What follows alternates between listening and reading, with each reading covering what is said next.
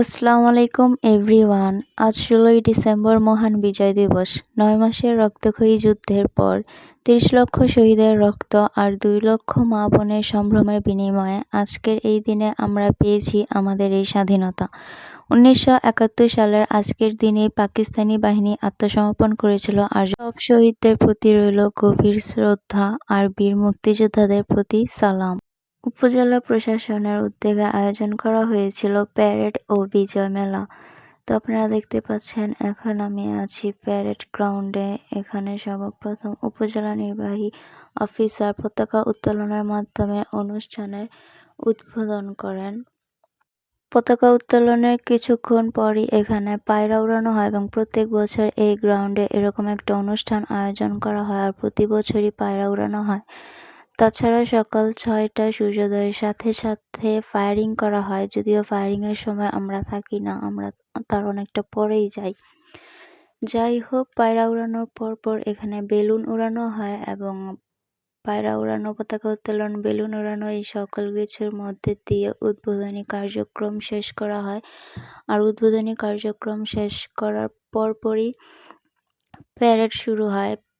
Police, answer, fire service, civil defence, scout, তাছাড়া বিভিন্ন school কলেজের ছাত্রছাত্রীদের প্যারেডের মাধ্যমে এখানে শৃঙ্খলাবদ্ধভাবে একটা প্যারেড অনুষ্ঠিত হয়।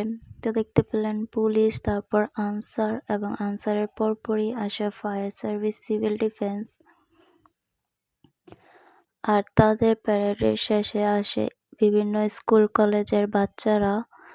এখানে কয়েকটা স্কুলের প্যারেডটা অনেক সুন্দর হয়েছিল এবং কয়েকটা স্কুলের বাচ্চারা একটু নার্ভাস হওয়ার কারণে একটু গোলায় গিয়েছিল, এই আর কি। যাই হোক, এই গার্লস স্কুলের প্যারেডটা অনেক বেশি সুন্দর হয়েছিল।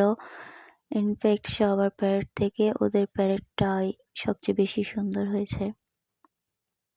প্যারেড শেষ করার পর এখানে কলেজের ছাত্ররা নাচ করতেছিল এবং ওদের নাচটাও অনেক সুন্দর হয়, যদিও আমরা বেশি একটা সামনে যেতে পারি না, কিন্তু যতটুকু দেখেছি ওদের নাচটা অনেক সুন্দর হয়েছিল এবং ওরা ফার্স্ট প্রাইজও পেয়েছিল। এইটা ছিল first aid booth and first aid booth রাখার মেন রিজন ছিল বাচ্চারা যদি হঠাৎ করে অসুস্থ হয়ে পড়ে তৎক্ষণাৎ তাদেরকে একটা প্রাথমিক চিকিৎসা দেওয়ার জন্য। আর আমরা ছিলাম অ্যাজ এ ফার্স্ট এইডার। তাছাড়াও বিজয় মেলাতে বিভিন্ন ধরনের স্টল দেওয়া হয়েছিল। এগুলোর মধ্যে ছিল হস্তশিল্প, বিভিন্ন ধরনের খাবারের স্টল, এছাড়াও ছিল বই এবং ছিল বাচ্চাদের জন্য নানা আয়োজন। পরিবেশটা পুরো ছিল উৎসব মুখর। তো আমরা ওইখান থেকে কিছু খাবার ট্রাই করি, যেমন ঝালমুড়ি, ফুচকা, চা, এবং সবগুলো খাবারই অনেক মজার ছিল।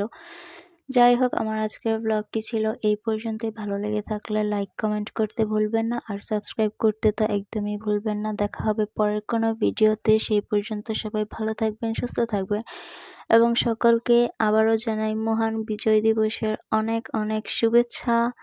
আল্লাহ হাফেজ।